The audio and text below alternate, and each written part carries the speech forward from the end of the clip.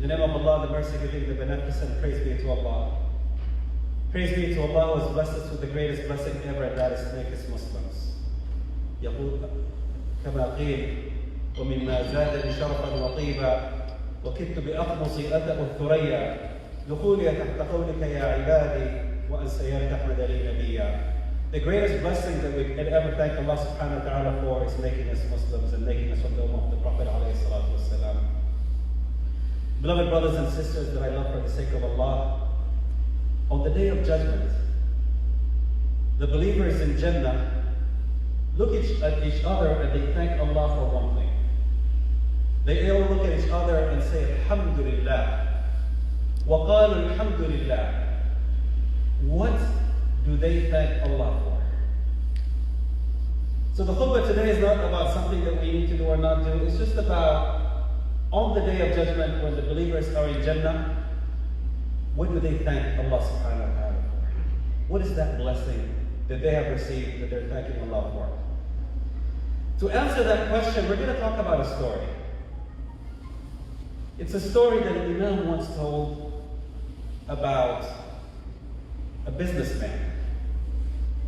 And back then, centuries ago, rich people wanted their children to run the business, which meant you need to travel the world. So once he felt his son was old enough to run the business, he got a small boat for him, and he got about 6 or 7 people that would serve him and filled it up with food. And he sent his son on a journey. He said, my son, you travel. That's how you're going to learn business, by seeing other cultures and seeing other people and buying from this place and selling in this place. That's how you're going to succeed in business. And sure enough, he had the people that would serve him in the boat. He sat in the boat with them, and they journeyed. And as they were traveling, the first day was beautiful, out in the sea. They were eating and drinking and having fun, and the second day was very beautiful. The 7th day was very beautiful. The 8th day was very nice.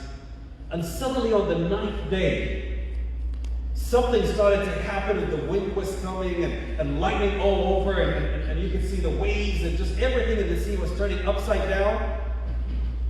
That a lightning struck that boat and split it, and just everything was falling apart, and everybody in the ship died except for that man, that son.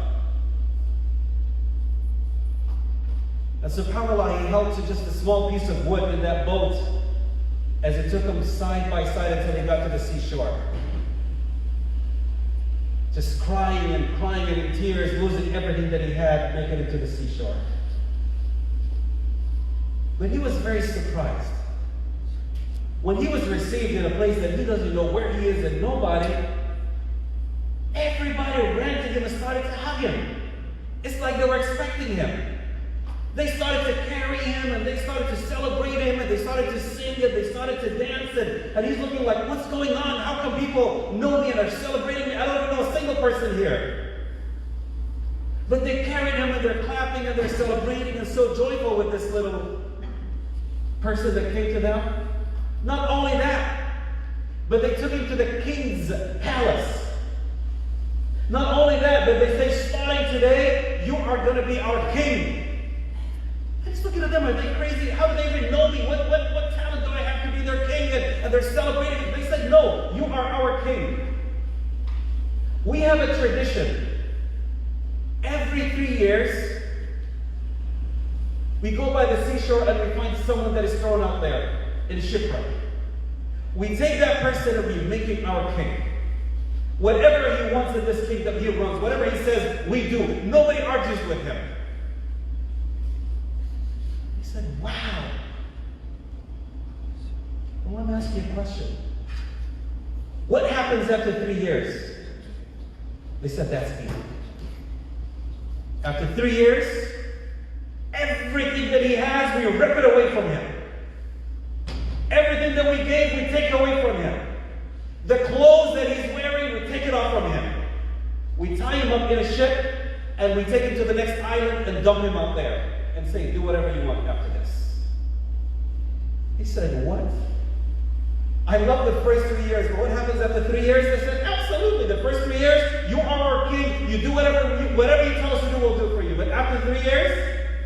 Expiration date? Everything is taken from you. We put you in a boat, take you to another island. The whole time everybody's talking and everybody's celebrating, next to him is a pious man, a man that he's just so quiet, looks so faithful, looks so religious, and just gentle and quiet sitting next to him. And he said, who's this man?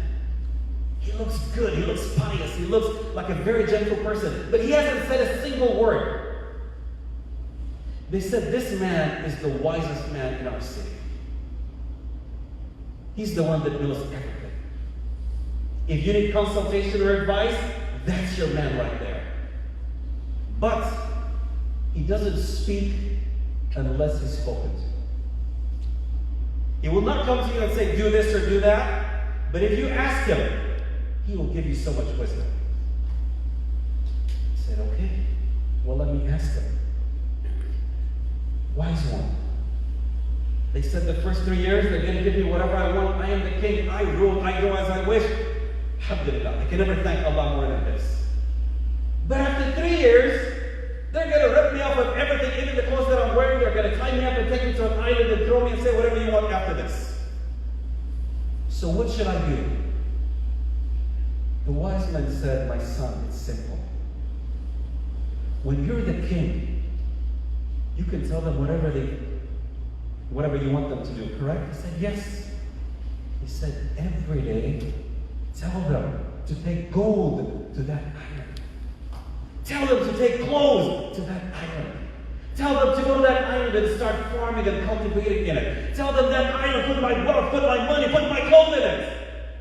So in 3 years, when they rip you out from this island and say, go to that island, Allahu Akbar, you have all the riches, all the wealth, all the money, all the clothes, all the farms, everything that you need in that island. He said, wow, when they said you're the smartest one, I never would have thought of that one. And for 3 years, he lived a life of luxury with those wonderful people. And on the last end of it, they came to him, running the soldiers, ripping him of what he had, tying him up, putting him in the boat. And they thought he was going to cry, but he was laughing. Why? Because they were going to take him to an island where he already had everything that he wanted and more. So the Imam, after saying this story, says, do you know who this story is about? He said, this story is about us. Remember the 9 days of traveling in the seas? That's the 9th month that you're in the womb of your mother. What happens in the 9th day? Remember the waves and the lightning and everything else? That's when you're born. Remember he was delivered in the island and he was crying and screaming, but everybody around him was happy. That's the moment of your birth. You're crying. Where did I come from? I was in the womb. Now I'm in this new place. And you're crying and everybody around you is happy and joyful and hugging you and carrying you. And what happened? They gave you the dunya. They said, take whatever you want. Food you want, take it. Drink you want, take it. Clothing you want, take it. Wealth you want, take it. Clothing you want, take it. Whatever blessings you want, take it in this dunya. But then a day came, and a day comes, where an angel will come and pull you out of it with nothing. And he will take you from this world to another world. He will take you from this island to another island. And all you have in the other island is what you invested in this island for another island. Remember he said in this island, you want to be rich in the other one after 3 years? What do you do? Start moving. Start moving your property. Start investing. Make sure you cultivate it enough so when they pull you there, Allahu Akbar, I don't need anything else. And this is the meaning of the verse of the Quran of the believers in Jannah when they thank Allah. What do they say when they thank Allah? They say, Alhamdulillah, alladhi awrathana al-ard, natabawwa'u min al-jannati haythu nasha. All praise and thanks to Allah that He gave us this dunya so that we can do all those good deeds and get the highest points in Jannah. And this is the mentality of the Muslim. I hate it. And I think it's the dumbest thing. It is anti-Islamic. When a Muslim scholar stands up and says, as a Muslim, you have to hate the dunya. No! Dunya is my gateway to Jannah. In dunya, you have to be zahid, you have to give up money, you have to give up school, you have to give up this, and just live a poor life. That's the dumbest thing. That is anti-Quran and anti-Sunnah of the Prophet ﷺ. No! Allah made you a Khalifa so that you will take and invest in this dunya, and learn in this dunya, and help in this dunya, be the best that you can be in this dunya, but not for this dunya. For the akhirah. Not for this dunya. That's why when we dua we say, وَلَا تَجْعَلْ نَصِيبَنَا, and do not let all of our reward be in this dunya. And make our reward all of it in the akhirah. And that is why when you look at Islam, all of the most beautiful things that you get the highest reward for in Jannah benefit you in this dunya. You know, Hajj, one of the cornerstones of Islam, and you're not a Muslim if you have the money, you don't go to Hajj, and you have to do Hajj, one of the 5 pillars of Islam. A man came to Imam Ahmad ibn Hanbal, said, Imam Ahmad ibn Hanbal, I have enough money to go to Hajj, but I am not married. Should I get married or go to Hajj? He said, no, you get married first. Reward in front of Allah, get the reward. In this dunya, I'm building, I'm establishing. It brings me happiness and joy to get married, but also you get the reward with Allah. And that's the beauty of Islam, is when we make the good deeds, sincerity, and remembering that we're investing it in the akhirah. وقالوا الحمد لله الذي أورثنا الأرض نتبوأ من الجنة حيث نشاء. Thank you, Allah, for giving us this dunya so we can group, get this good deed, get that good deed, and grab this good deed, so that now we're in the highest point of Jannah with your mercy and grace. Brothers and sisters, this dunya is the means to get the highest point in Jannah. And that's why our heart needs to be attached to Allah. Do what you do, remembering the akhirah. Do what you do for the sake of Allah. Whatever you do for the sake of Allah is going to bring you happiness and joy and fulfillment in this dunya. But you do it for the sake of Allah. Don't do it for the dunya. That's why the hadith is so strange. The Prophet ﷺ says, أول من تسعر بهم النار, the first 3 people that will enter the hellfire. Do you know who it is? I would think it's Shaitan, I think it's Iblis, it's Pharaoh, it's Abu Jahl, Abu Lahab. No. The first 3 people to enter the hellfire are a Hafid of the Quran. What? Allah, in front of people, will ask him, you memorize the Quran? He says, yes, Allah, I'm memorizing it for your sake and to enter the Jannah. Allah says, that you're a liar. You memorized it for the world, so people will say, Hafid, Qari, they show you respect, they honor you, they kiss your hand. You did it for the dunya, you did it for the post, and you already got rewarded for it. So you don't have any reward in the akhirah. Who's the second person? A charitable person. Whatever the masjid needs, give. Whatever homeless needs, give. It's giving. And Allah says, you donated. He said, yes, I did for your sake, Allah. Allah says, kadab, you did not do it for my sake. You did it so people will acknowledge you and name buildings after you and say, this person, charitable, giver, whatever. You took your reward in the dunya. And that is why, my brothers and sisters, the most core thing is when you do good deeds. Remember the akhirah. Remember that island we're going to go to. Remember Allah subhanahu wa ta'ala. Have sincerity that Allah, I'm doing it for your sake. Number 2, remember that this dunya is the greatest blessing that Allah gave us with His mercy. This mentality of, no, as a Muslim, you don't love the dunya, you hate the dunya, that's the dumbest thing. It's anti-Islamic.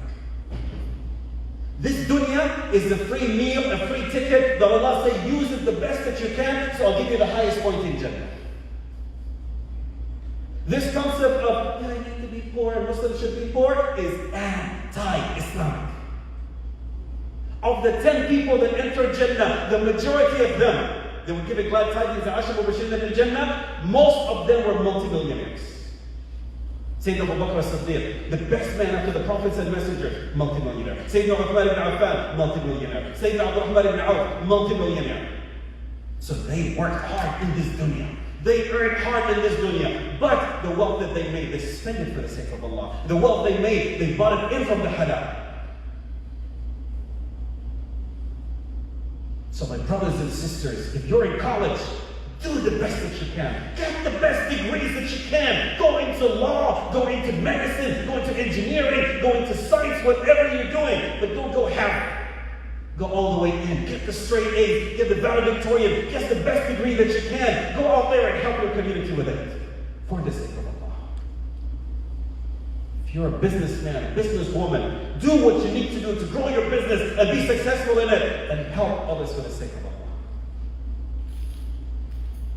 When you look at the history of Islam, the hardest part of it was the first 13 years.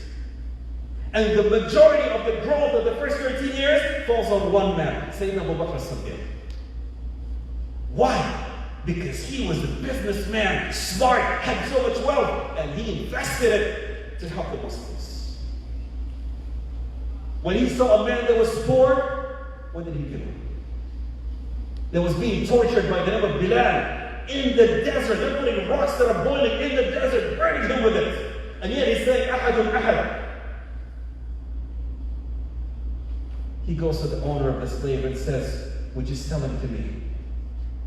He said, yes, for 100 dinar. And the price would have been about 70 to 100. And Sayyidina Abu Bakr as-Siddiq said, pay, I'll pay it right now. Just free him. And he realized that this man really wants to buy him. So he says, no, I'll double the price, 200. Sayyidina Abu Bakr as-Siddiq said, pay. Yeah, no, I changed my mind, 300. But because he was successful in his business and was able to save and make the best out of this dunya, he was able to say, yes, 300. Knowing that he's paying 3 times as much, but I'm doing it for the sake of Allah. I'm preparing for my village, for my island up front. And looked at him and said, 400. Sayyidina Abu Bakr did not even try to negotiate. He said, paid. He said, 500. He said, paid. 600, paid. He went 7 times as much and said 700. And Sayyidina Abu Bakr as-Siddiq did not hesitate and said, paid right now. And Abu Sufyan, the leader of the disbelievers in Mecca, looks at Sayyidina Abu Bakr and starts to laugh. And said, remember the first price was 100? Wallahi, for Bilal, if you said 50, not even 150, you're stupid and dumb, Abu Bakr. If you gave me 50, I would have sold it to you for 50. And Sayyidina Abu Bakr started to laugh and said, no, I'm not stupid. You're stupid. Because if you said not 700, if you said 7,000, I would have paid it for him. Because he was successful in the dunya, he could be successful in his akhirah. So brothers and sisters, as Muslims, we need to make the best of this blessing that Allah gave us. Allah says in the Quran, إِسْتَخْلَفَكُمْ فِيهَا. Be a leader. We can have half Muslims. Have a bigger vision of what you can do, of how you can help your community, of how you can help your neighbors, of how you can help other people. If you're a doctor, see how you can help your community. If you're an engineer, how you can help. If you're a lawyer, how you can help. If you're a businessman or woman, how you can help. Have a bigger vision. And that is why Allah gave us our talents. Is to invest in the akhirah. The smart one amongst us is the one that learned from the story at the beginning. I'm going to be here for 3 years, and they're going to rip me off. And I have nothing except for what I invested in front of me. أقول هذا القول واستغفر الله لي ولكم من كل ذنب فاستغفروه إنه هو الغفور الرحيم.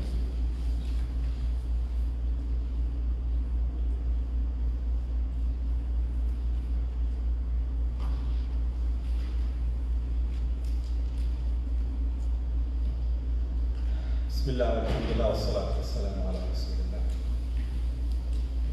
When we talk about investing, my brothers and sisters, number one, the biggest investment is salah. It doesn't matter what you are doing, break for salah. Salah is the connection between you and Allah. It's that little tiny rope.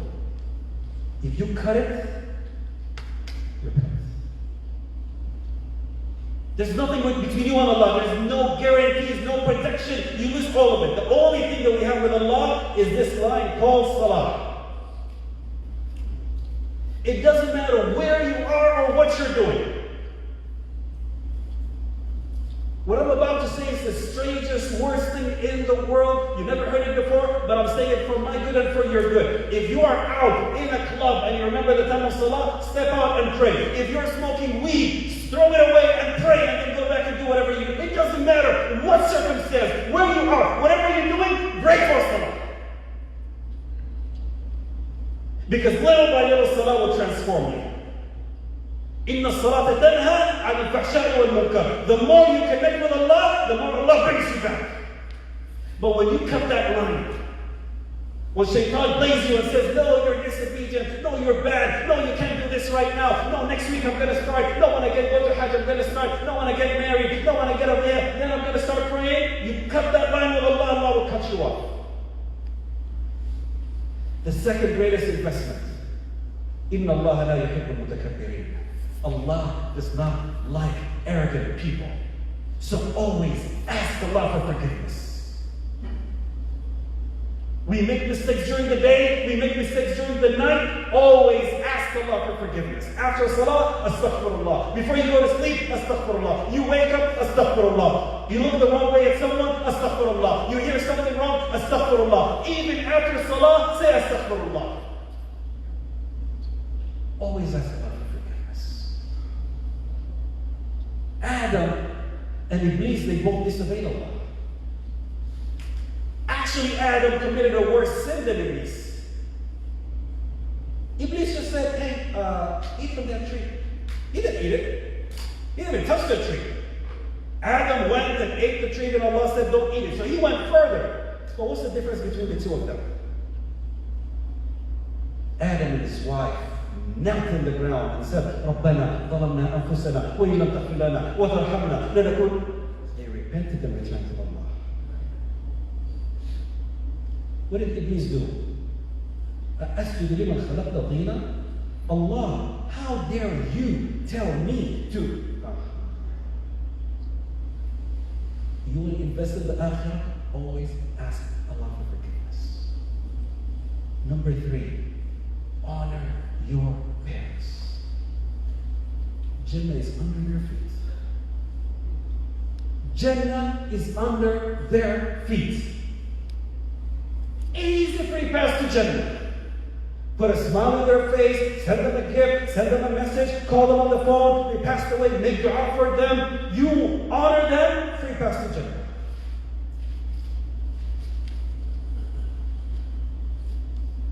Another investment, masajid. The masjid is the house of Allah. Love it. Love it means if there's something in the masjid, come to the masjid. Activity in the masjid, come to the masjid. Salah, come to the masjid. The masjid needs money, pay to the masjid. Donate to the masjid. Bring programs to the masjid. Volunteer at the masjid. Help cooking in the masjid. Just the masjid. Make it something that you love. Number 5. Jannah has 8 gates. Why? Because different people have different talents. When people need, there's some people. They say, what do you need? 1,000? 5,000? What does the masjid need? 50,000? Here's a check, take it. But some of us don't have that much money, but we can serve. Some of us will come and clean the masjid and cook in the masjid and prepare the food and serve it. Others have different talents. And that's why Jannah has 8 gates. Those that give the charity enter from here. Those that are good in service enter from here. Those that help others enter from here. There's different gates based on your talent. So ask yourself, what am I going to do to help my community? And the biggest gate in Jannah, the largest and biggest gate in Jannah. The Prophet ﷺ was asked, مَا أَكْثَرُ عَمَلْ يُدْخِلُ النَّاسَ الْجَنَّةِ. What is the most action? If you want to get the majority of the people in Jannah, why did you enter Jannah? This is the one reason the majority of the people of Jannah enter Jannah. The biggest, largest gate, free pass to Jannah. The Prophet ﷺ says, حُسْنُ الْخُلُقِ, good manners and behavior. Loving your brothers, loving your sisters, feeling like you want to help them, having kind words towards them. When somebody comes, you're smiling in their face. You have that comfort. How can I help you? What can I do? Absolutely. Kind words. Genuinely kind and helpful words. A lot of us, I think, watch a lot of TV and we start using words like, hey, I have a short fuse. Or I'm not a morning person. In Islam, there's nothing called I'm not a morning person. There's nothing called I have a short fuse. We all have long fuses. You're stuck with it. And Allah knows it. And Allah takes it a step further. When people aggravate you, Allah says, وَالْكَاظِمِينَ الْغَيْظَ وَالْعَافِينَ عَنِ النَّاسِ وَاللَّهُ يُحِبُّ الْمُحْسِنِينَ. كَاظِمِينَ الْغَيْظَ, when someone angers you, that you suppress your anger. Allah says, I love that. I want to invest in the akhirah, and I'm walking out and someone comes and says something stupid like, why did you do this? Who do you think you are? You're stupid. I remember a few months ago I gave a khutbah about not getting angry, and one of the brothers calls me a couple of hours later and said, Brother Bashir, I have a confession. I said, go ahead. He said, I love the khutbah. And when I left, I said, I will never get angry again. A lot of reward. He said, I got out with blades and someone cut me off. And I had to give him a sign. So remember, you're doing it for the investment of the akhirah. Wallahi, it breaks our hearts when we hear Muslim men that come to the masjid and they call themselves men. And then there's an argument with the wife and he slaps her. You think Allah's going to be merciful on you? Or a woman that wears the hijab and prays and whatever, and takes pleasure when her husband comes home to attack her with sharp words. You think that's your gate to Jannah? Haven't you heard the hadith of the Prophet ﷺ when they came and asked him and said, Prophet of Allah, this woman, Allahu Akbar, she fasts on Monday, she fasts on Thursday, she loves to give charity, she loves to do Qiyam al-Layl and Tarawih every night. But she hurts her neighbors. Hurts not physically, hurts always gossiping, bad people, always gossiping, saying bad things. The Prophet ﷺ says, Hiya fil nar, she's going to the hellfire. Didn't you hear the rest of the hadith when he was asked about the other woman? They said, Prophet of Allah, she doesn't fast too much after Ramadan. She doesn't pray much more than the 5 prayers, but she loves her neighbors, and her neighbors love her. And the Prophet ﷺ said, Hiya fil Jannah. You want to invest in the akhirah? Show love to your wife. Show forgiveness and mercy to your wife. Show humbleness before your husband. Show respect and honor to your husband. Show appreciation for what he has done. Show appreciation for what she has done. The Prophet ﷺ tells us it's haram to lie and it's haram to do this. But what does he say? He says when your wife has cooked all day for you, and you eat and oh my God, it's the worst dish ever, too much salt and too burnt and everything else. He said, no. He says you have the right to lie. You look at her and say, Allahu Akbar, I have never eaten anything like this before. It's true, you've never eaten anything like this before. In the other sense, but that's the gentleness of it. So beloved brothers and sisters, show honor, show respect to Allah with the salah. Show honor and respect to Allah that whenever you make a mistake, you'll run to ask for forgiveness. If I smoke 100 cigarettes, I will never be arrogant and say, I can quit when I want. No. Ask Allah for forgiveness. You smoke another one, ask Allah for forgiveness. You raise your voice before your parents, ask Allah for forgiveness. You misrespect your wife, ask Allah for forgiveness. You delay our salah 5 minutes, ask Allah for forgiveness. Always ask until the mercy of Allah is there and it elevates us to a higher point. Love the masjid and always come to the masjid and always support the masjid and pray in the masjid and donate to the masjid. Make the masjid your first house. Next, Allah gave you talents. Excel in your talent. Be the best you are in your talent. You get rewarded for being the best in your talent. If you're a businessman or woman, succeed in your business, you're rewarded on it. If you're a doctor, succeed in your medicine, and Allah rewards you for it. If you're an engineer, Allah will reward you for it. You work construction, Allah rewards you for it. Then take that and help the community with it. Help your brothers and sisters with it. And finally, the biggest gate to Jannah is what? Good manners and behavior. Humble yourself. Allah, that created the heavens and the earth, I sin day after day after day, and He forgives me. I sin day after day after day. He says, if you ask me for forgiveness, I'm there. And He covers my mistakes, and He covers my shortcomings. And who do I think I am that I'm arrogant? Brother so-and-so said this and he's wrong, and sister so-and-so said this and she's wrong, and I gotta make fun of people and criticize people and attack people. No. Husn al-khuluq. Good manners of service, of helping the community, of helping your brothers and sisters, of always making dua. Don't just pray for yourself. Raise your hand and pray for your brothers and sisters that are in need. Pray for the Muslims in Gaza. Pray for the Muslims in China that are being persecuted. Pray. Always pray for people. Pray for those that are sick. Pray for those that are elderly. Pray that Allah gives health and wealth to this person and that person. Always have that love and mercy in your heart and outside in your actions. And finally, my brothers and sisters, the luckiest amongst us is the one that invested in the akhirah. Never forget, in one moment, the angel of death will come. When he comes, he doesn't care if you're old, he doesn't care if you're young, he doesn't care if you're rich, he doesn't care if you're poor. And that's why Allah speaks about one of the prophets of the Quran, and I conclude with this. Allah says in Surah Maryam, وَرَفَعْنَاهُ مَكَانًا عَلِيًّا, and we raised him to a very high point. So the Mufassirin ask, what does مَكَانًا عَلِيًّا? A prophet, the entire Quran, Allah describes him with one verse, that I raised him to a very high point. What is that high point? What is so special about Prophet Idris? That only one verse, I raised him to a high point. What's so special about that?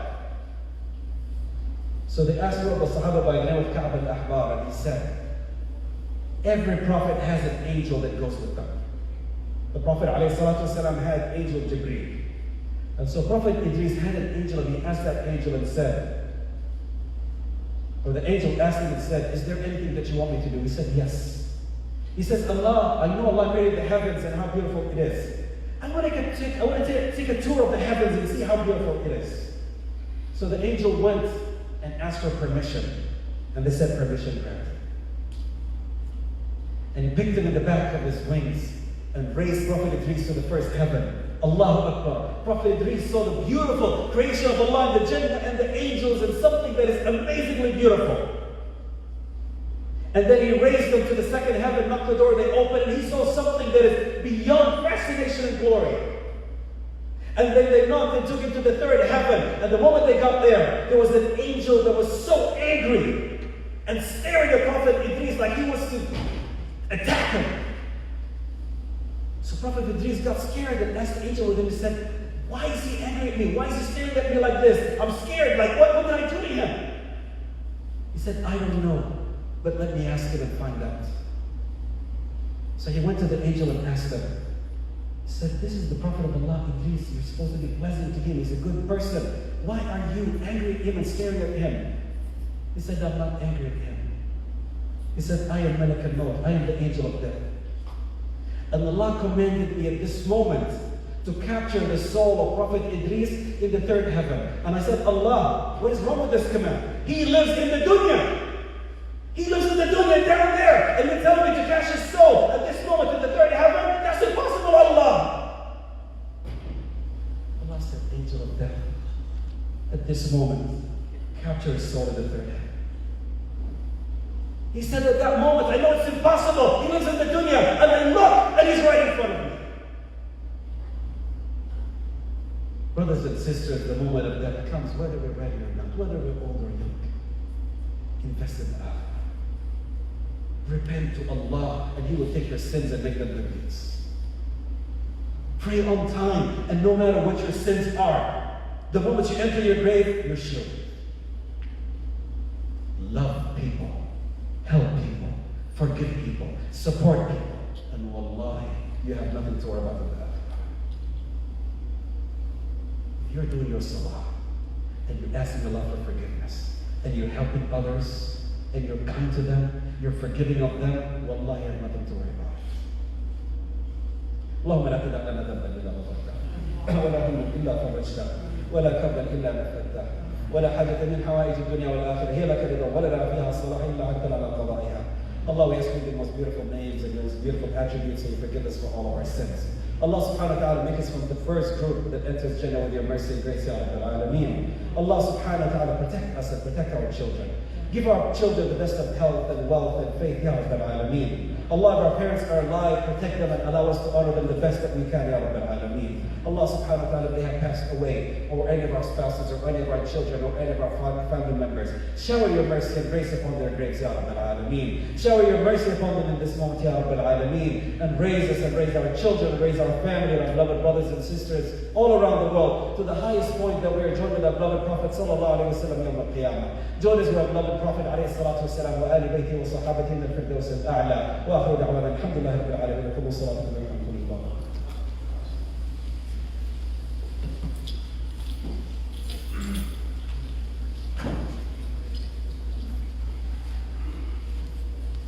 Assalamu alaikum, brothers and sisters. Just a minute to thank you, the entire community. We have replaced the two major air conditioning units, both in the cafeteria and here. Jazakumullah khair for all your donations. But brothers and sisters, I'm coming today with a new pledge. The land of Palestine is suffering. Our Palestinian brothers and sisters, our Palestinian children are suffering. The 67 children assassinated by the criminal regime of Israel doesn't even tell the whole story. There are hundreds of children in the hospitals. Tens of children have been amputated, legs and arms. And we are partnering, inshallah, with an organization, legal organization registered here in the United States with the IRS, that focuses on the children, on the goodwill of the children, on the health of the children, and takes children even outside of Palestine for surgeries that are not even available in Palestine. So we ask you to please be generous today. If you don't have enough cash today, you can bring it later. You can pledge. If you have checks, we can take checks. We can take credit cards. For the first time in 26 years that the Salam Center has been formed, I ask you that if you have to donate to either a Salam Center or to Palestine, today donate to Palestine, please. They are in need, and inshallah your money will be Sadaqah Jariyah and will relieve the hardship of a child in Palestine, in the sacred land of Palestine, inshallah. Assalamu alaikum. And if you want to bring your money later, we have pledges in here. See Brother Olam or Dr. Hamza, and you can fill in the pledges, inshallah. Assalamu alaikum. Alaikum salam.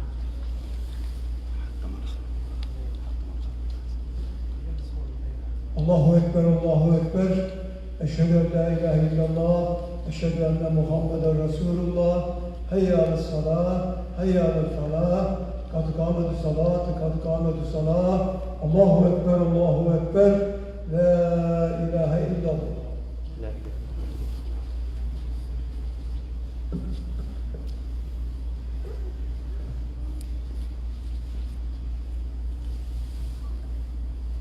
Allahu Akbar.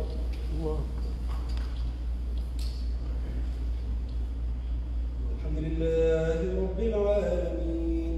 Ar-Rahman Ar-Rahim. Maliki Yawmiddin. Iyyaka na'budu wa iyyaka nasta'in. Ihdina as-sirata al-mustaqim. Sirata alladhina an'amta alayhim. غير المغضوب عليهم ولا الضالين. آمين.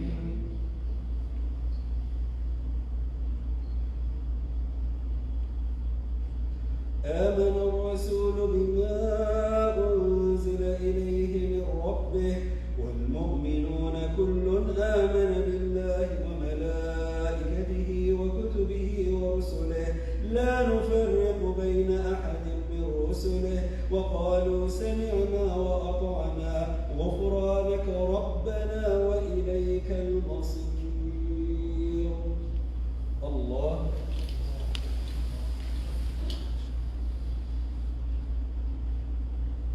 سمع الله لمن حمده. الله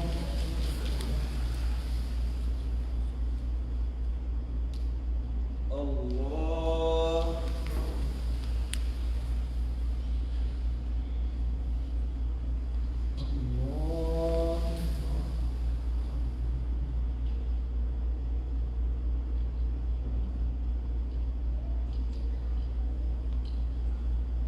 الله.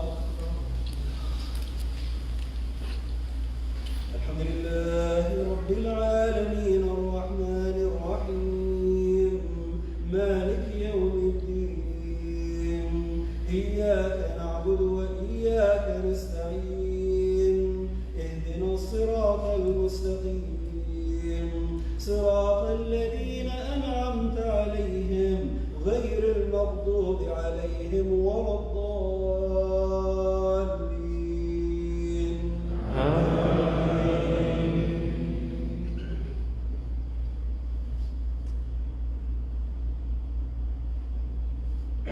لا يكلف الله نفسا إلا وسعها لها ما كسبت وعليها ما اكتسبت ربنا لا تؤاخذنا إن نسينا أو أخطأنا ربنا ولا تحمل علينا إصرا كما حملته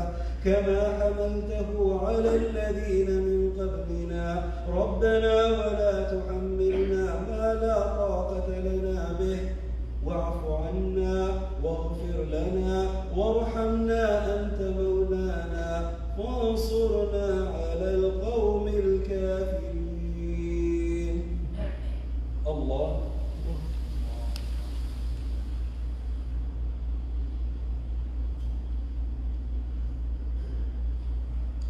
سمع الله لمن حمده. الله أكبر.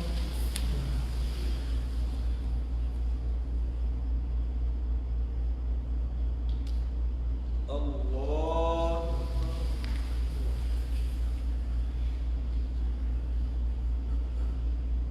الله الله أكبر.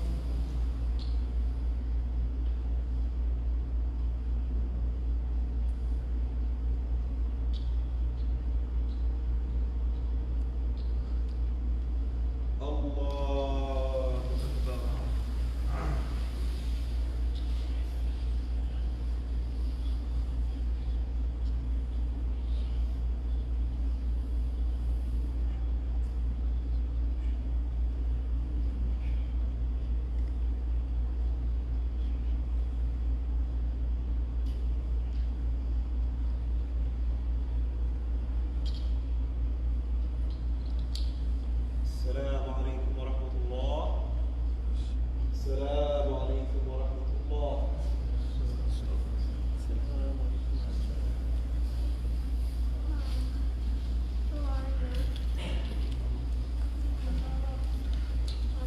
Remember, when we go home, we're gonna go get my money.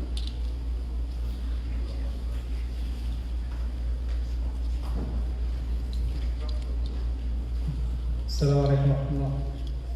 May Allah accept from all of you. So the box here is for the donations to our brothers and sisters in Palestine. So please put here as much as you can. And as Brother Benzi said, if you don't have any cash, just talk to us. We have some pledges here to help. And again, we talked about the monthly pledge for the masjid, $1 a day. We have the pledges if you want to do that. If not, we're gonna continue that next week, just not to confuse with the donations here for Palestine. But we have the pledges. This is the topic that we started to have $1 a day for the masjid. So it's a pledge. You have the pledge, you write the pledge and sign it and fill your information, and going to be deducted from your account or from your credit card monthly. So you have the pledges. If you want to do this today, we're going to have them all here. If we're going to start doing that, we have them. We have Sheikh Ghulam Hussein. He passed away in Bangladesh, and they ask you to keep him in your dua and to read Surah Al-Fatiha for him, inshallah. Sheikh Ghulam Hussein, Bangladesh.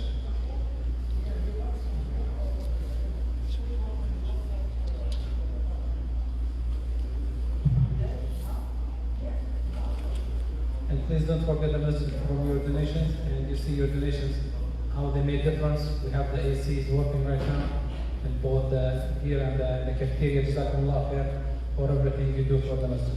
Assalamu alaikum.